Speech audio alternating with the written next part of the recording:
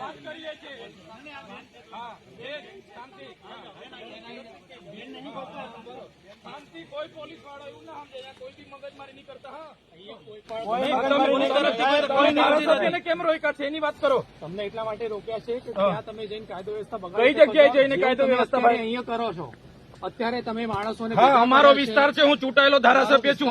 તમને મને ડિટેન કરવાનો ઓર્ડર છે તમારી પાસે? હા, બતાવો. એનો ઓર્ડર ના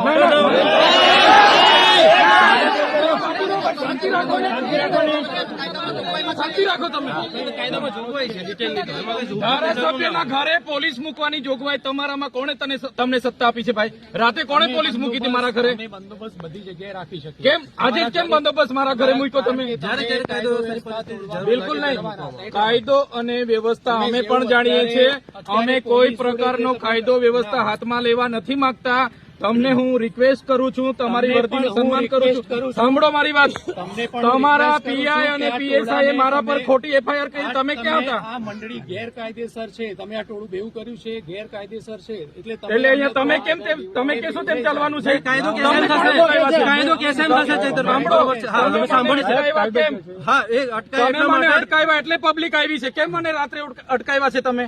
કેમ ધારાસભ્યને તમે નજરકેદ કેમ કર્યા છે? તમને એટલા માટે ધારાસભ્યને નજરકેદ કર્યા છે એટલા માટે લોકો ભેગા થયા છે. લોકો કઈ અમે બોલાવીને ગેરકાયદેસર મંડળી નથી બની. સાંભળો, તમે 10 ગાડીઓ લઈને અમને અટકાવવા કેમ આવ્યા છો ભાઈ? કારણ કે આટલું લોકો તમે ભેગા કર્યા છે એટલા માટે. હું એકલો જ હતો, કોઈ લોકો નતા. તમે મને અટકાવ્યો ત્યારે અમારા ડ્રાઈવર સાથે અમે એકલા જ હતા. એટલે આવી રીતના વાત નહીં કરવાની, બરાબર? અમે ત્યાં જઈને લોકોને વળતર અપાવીશું. અમે ગુનો કર્યો છે. તમારા પીઆઈ અરજદાર બને, તમારા પીએસઆઈ અરજદાર બને. અમને માથાભારે સાબિત કરો તમે. એ તમને નોટિસ આપશે ત્યારે તમે. નોટિસ નહીં, નોટિસ ક્યારે? તમે આખો મોરચો લઈને ઘરે દોડી આવો છો ત્યારે નથી તમને ખબર પડતી? એ અમે નથી આપી કોઈ. ના, બિલકુલ નહીં. પોલીસને ટેપ પડી ગયેલી છે. પોલીસને ઉપરા છાપરી એફઆઈઆર કરો છો. હવે 70 લોકો પર એફઆઈઆર કરી છે. મારે 70 લોકોને લઈને કોર્ટમાં ફરવાનું છે. હવે પદયાત્રા કરી એમાં શું થઈ ગયું? એટલે તમને અમે વિનંતી કરીએ, તમે જાણી જોઈને ઘર્ષણ નહીં પેદા કરો.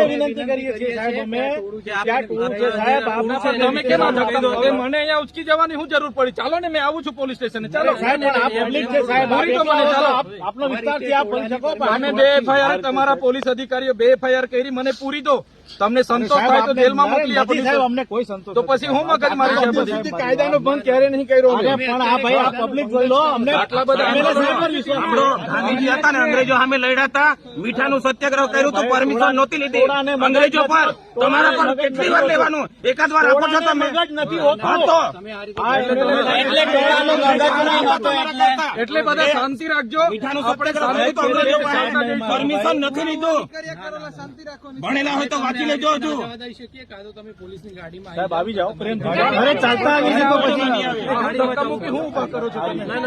અમે આપના કહેવા પ્રમાણે 3 કલાકથી વેઇટ કરીએ છીએ. અરે પણ અમે તો ભરૂચ જવાના છે. અમારે અંકલેશ્વર જામીન આપવા દે છે. એનો ગુનો જ નહીં, ભરૂચ નો છે. અમે ભરૂચ જઈએ તમે શું કરો? તમારે લાગેની વળગેની વચ્ચે આવી અમે ત્રણેય ગુનેગાર છે. તમે ગુનામ પાડવા માંગો છો અમને ઉપરથી. બીજી હજુ એક ફરિયાદ કરવા માંગો છો. અમને ઢીલા પાડવા માંગો છો. તમે ભાજપના ઝંડા પહેરી લઈ આવો. તમે તો સાચી વાત છે. આ વર્દી નહીં સોંપતી. એજન્ટ તરીકે કામ કરો તો તમારા જ માણસો છે. કાયદો વ્યવસ્થા અહીંયા કેમ વર્ષોથી રેલીઓ કરે છે. આજે નહીં પરિસ્થિતિ ઉભી થઈ? છે. તમે એમને કહો શાંત થાય. પરિસ્થિતિ કેમ ઉભી કરી? તમે કેમ આ રસ્તે આવીને મને રોકવાની શું જરૂર પડી? તમે તમને એટલા માટે રોક્યા છે. તમે ત્યાં જઈને બીજું આવી ત્યાં શું કરવાના? અમે મારે ધારાસભ્ય છે, લોકો આવે લાખો પબ્લિક તો ફરિયાદ કરતા પહેલા તમારે વિચારવું જોઈએ ને ભાઈ. ખોટી ફરિયાદ શું કરવા કરો છો? તો પછી રોકવા શું કરવા આવ્યા? સાંભળો સાહેબ, એ કંપનીમાં 3 દિવસ પછી મનસુખભાઈ પી ગયા. તે એકલા તો નહીં ગયા, કેટલા જણ ગયેલા હાથે. એમના સામે ગુનો દાખલ કર્યો. તઈ જઈને લોકો ફોટા પડીને આવ્યા. તઈ હું બોલ્યા જ છે ને એમણે. એજન્ટ છે, એજન્ટ ખાલી એજન્ટ તરીકે તમે કામ કરો. તેના પર ગુનો દાખલ કરો. તે કંપની ગયેલા કે નહીં? સાંસદ પોતે ગયેલા. તો પછી મત મળ્યા છે ત્યાં. હા તો એટલે અમે કાયદો વ્યવસ્થામાં હજુ બી કહીએ છીએ અધિકારીઓને, કાયદો વ્યવસ્થા જાળવીએ છીએ. તમે શાંતિપૂર્ણ રીતે આગળ ચાલો, અમે પાછળ આવીએ છીએ. કોઈ ડિસ્ટર્બ નથી. એવું નહીં થાય.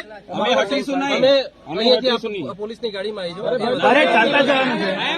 એવું નહીં થાય. અમારી નહીં ગાડી. અમારી નહીં ગાડી ચાલતા જ આવશે ગાડીમાં. એટલે અરે ભાઈ પણ આ જાણી જોઈને હું ચાલો બધા પોલીસની ગાડીમાં બેસી જાવ. ચાલો બધા બેસી જાવ. બધા બધી ગાડીમાં બેસી જાવ. બધા ગુનો દાખલ કરો. ગુજરાતનો ફર્સ્ટ નંબરનો ગુનો અહીં દાખલ કરો. જાઓ ચાલો બેસી જાવ બધા. ચાલો બેસી જાવ. ચાલો ગાડીમાં. પોલીસ અધિકારીઓને વિનંતી કરીએ છીએ અમારા કોઈ પણ કાર્યકર હાથે પછી જીભા જોડી કે માહોલ પેદા માહોલ બગાડવાની કોશિશ નહીં કરો. તમે સપોર્ટ કરતા હોય તો અમે છે જ નહીં યાર. આ તો આપણે 3 કલાકથી વાટાઘાટો કરીએ છીએ. હવે અમે એ જ હા તમે આવી રીતે રાતો પણ અમારે બી કાયદો વ્યવસ્થા આપણી ગાડી એક મંગાવી લો આગળ. આપણી ગાડીમાં આવે ના ના સાહેબ એમની ગાડી છે. એમની ગાડીમાં અરે સાહેબની ગાડી છે હવે નવી જીત પકડી સાહેબ શાંતિ તમે. રાખજો. ગાડીમાં કીધું હવે નવી જીત પકડી ગાડીમાં ગાડી હોય તો બેસવા ગાડીમાં નહીં તો બધા ગાડીમાં બેસવા તો તૈયાર થઈ ગયા છે. ત્યાં બધા પોલીસ સ્ટેશને આ પોલીસ સ્ટેશને આવશે બહાર ઉભા રહેશે. ત્યાં કોઈ સૂત્રોચ્ચાર કે કોઈ બીજી દીપા જોડી નથી. બરાબર છે? ના ના અંદર આવશે ને ગેટ રોડ પર ક્યાં ઉભા રહેશે? પ્રાંત કચેરી છે મામલતદાર પછી કચેરી. તો આવીને આપણે કહેતા ગેટ બંધ કરતા ગેટ નહીં બંધ કરતા ત્યાં ચાલો આ ગાડી જશે સાહેબ. અમારે જેલમાં જવું છે. ચાલો આપણી ગાડી મંગાવી લો સાહેબની ગાડી મંગાવી લો.